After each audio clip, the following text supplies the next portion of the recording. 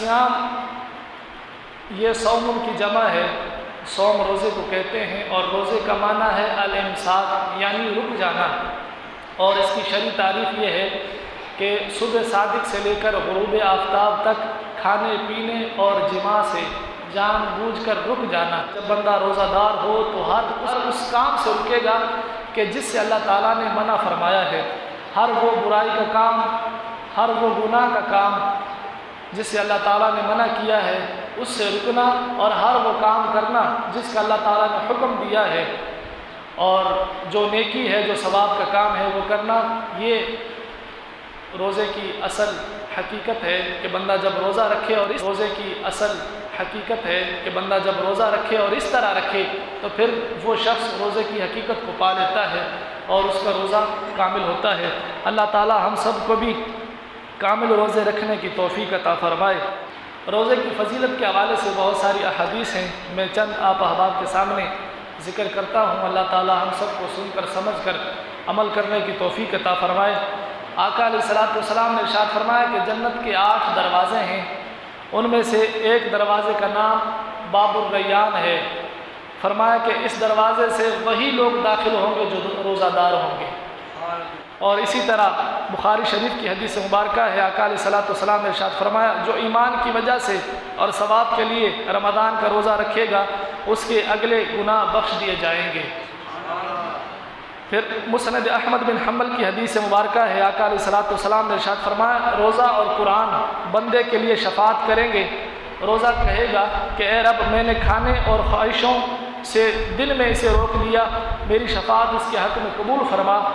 اور قرآن کہے گا کہ اے رب میں نے اسے رات میں سونے سے باز رکھا، میری شفاعت اس کے حق میں قبول کر۔ تو پھر اللہ رب العزت ان دونوں کی شفاعت بندے کے حق میں قبول فرمائے گا اور اس کو بخش دے گا۔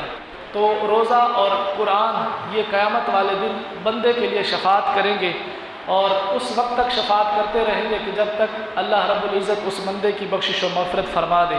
اسی طرح مسند ابی یعلا میں حدیث مبارکہ ہے کہ آقا علیہ الصلوۃ والسلام نے ارشاد فرمایا اگر کسی نے ایک دن نفلی روزہ رکھا اور زمین بھر اسے سونا دیا جائے جب بھی اس کا ثواب پورا نہ ہوگا، اس کا ثواب تو قیامت کے دن ہی ملے گا۔ دیکھیں کتنی فضیلت ہے، یہ نفلی روزے کی فضیلت ہے۔ فرمایا کہ جس نے ایک دن کا نفلی روزہ رکھا پھر اسے زمین بھر یعنی جتنی بھی زمین ہے اس کے برابر اس کو سونا دیا جائے تو پھر بھی اس کا اجر پورا نہیں ہوگا جو ایک اس نے نفلی روزہ رکھا ہے۔ مجھے بتائیں کہ جب نفلی روزے کا یہ مقام ہے تو پھر جو فرض روزہ ہے اس کا مقام و مرتبہ کیا ہوگا اور اس کا اجر و ثواب کیا ہوگا۔ اور ایک حدیث مبارکہ ہے، اللہ رب العزت نے ارشاد فرمایا، حدیث کرسی ہے، فرمایا کہ روزہ میرے لیے ہے اور میں ہی اس کی جزا دیتا ہوں۔ تو قیامت والے دن اللہ رب العزت ہی روزے کی جزا عطا فرمائے گا۔ اور اسی طرح ابن ماجہ میں حدیث مبارکہ ہے، آقا علیہ الصلوۃ والسلام نے ارشاد فرمایا ہر شے کے لیے زکوٰۃ ہے اور بدن کی زکوٰۃ روزہ ہے، اور روزہ آدھا صبر ہے کہ جب بندہ روزہ رکھتا ہے اس کا ایک تو فائدہ یہ ہوتا ہے کہ بندے کو معلوم ہوتا ہے جب پورا دن بندہ پیاسا رہتا ہے، بھوکا رہتا ہے تو ان لوگوں کا احساس ہوتا ہے کہ جن کے پاس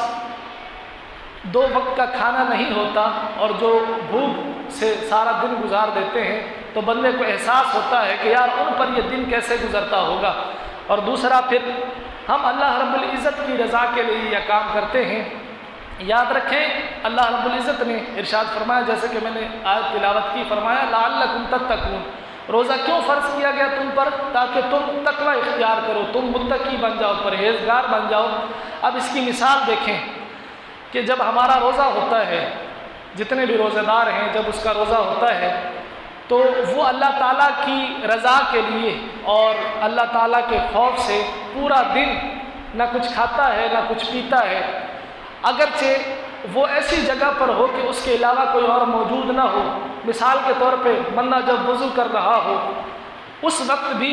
پانی جو ہم کیوں نہیں پی رہے؟ اس لیے کہ میرے رب نے حکم دیا ہے، اللہ کی محبت میں ہم نے پانی بھی چھوڑ دیا ہے، وہ پانی اس کو ہم پیتے ہیں۔ لیکن آج جب ہم وضو کرتے ہیں تو پھر بھی احتیاط کر رہے ہوتے ہیں کہ کہیں ایسا نہ ہو کلی کرتے وقت پانی میرے حلق سے نیچے اتر جائے، ہمیں یہ ڈر ہوتا ہے، یہ خوف ہوتا ہے۔ اسی طرح غسل کرتے وقت ہم یہ احتیاط کرتے ہیں کہ یار ایسا نہ ہو کہ پانی میرے حلق سے نیچے اتر جائے اور میرا روزہ ٹوٹ جائے۔ اگرچہ ہمیں کوئی نہیں دیکھ رہا ہوتا، اگر کوئی نہا رہا ہو اس وقت پانی پی لے، کوئی اور تو نہیں دیکھے گا، لیکن پھر بھی ہمارا ایمان ہوتا ہے، ہمارا عقیدہ ہوتا ہے کہ یار کوئی دیکھے نہ دیکھے، میرا خالق و مالک ہر وقت مجھے دیکھ رہا ہے، چاہے میں تنہائی میں ہوں یا میں لوگوں کے سامنے ہوں، وہ ہر حال میں مجھے دیکھتا ہے، وہ تو دلوں کے راز تک جانتا ہے۔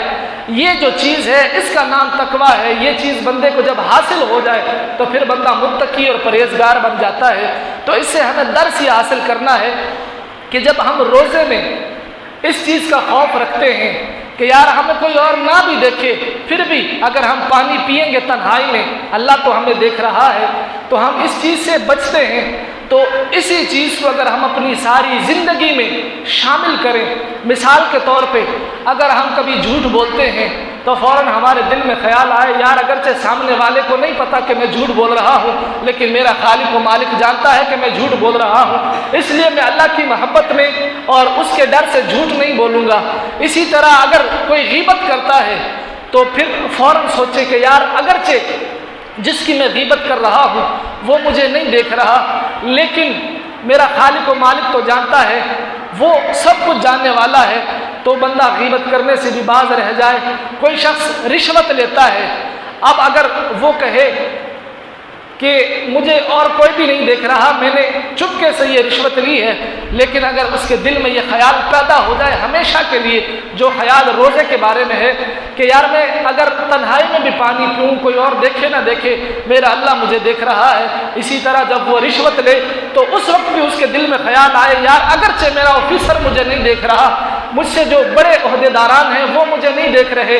اور لوگ مجھے نہیں دیکھ رہے، میڈیا والے مجھے نہیں دیکھ رہے، لیکن اس وقت بھی اگر اس کے دل میں خیال آئے کہ اور کوئی دیکھے نہ دیکھے، میرا خالق مجھے ہر وقت دیکھ رہا ہے، تو وہ اس چیز سے بھی باز رہے گا۔ تو اگر ہم اس روزے والی کیفیت کو اپنی ساری زندگی میں شامل کریں تو پھر ہمیں حقیقی تقویٰ حاصل ہوگا، اور ہمارا ہر عمل تقوی کی بنیاد پر ہوگا، اور ہم ہر وہ کام جس سے اللہ رب العزت نے منع کیا ہے اس سے رک جائیں گے، اور ہر وہ کام کرنے کی کوشش کریں گے جس کا اللہ تعالیٰ نے ہمیں حکم دیا ہے۔ اس لیے اللہ رب العزت نے ارشاد فرمایا لعلکم تتقون، تاکہ تم تقویٰ اختیار کرو،